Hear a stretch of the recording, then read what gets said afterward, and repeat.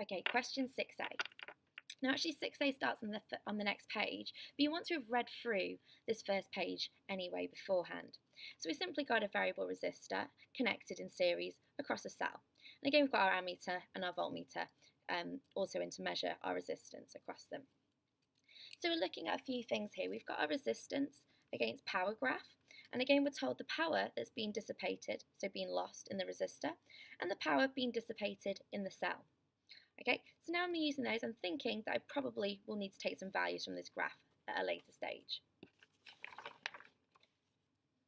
Okay, so the first one says that show that the current in the circuit is approximately 0.7 amps when R is equal to 0.80 ohms.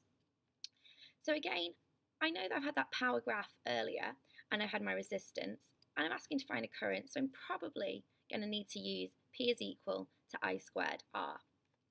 Okay, now it says current in the circuit. If we're looking at the circuit, I'm not looking across the cell, so I want to be looking at the resistor.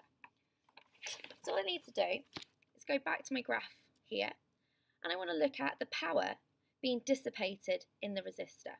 So I read off to 0.8 ohms, and I take it up, and again it's an approximation, so you read this off at about where you think it is.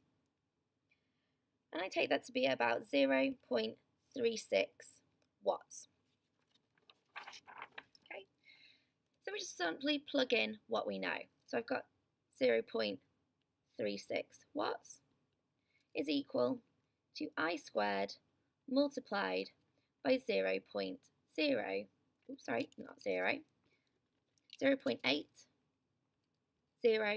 ohms. Okay, again, just rearrange my equation. I is equal to the square root of 0.36 divided by 0.80, and that comes out to be 0.67 amps, okay, which we can say is 0.70 amps, or approximately equal to 0.70 amps.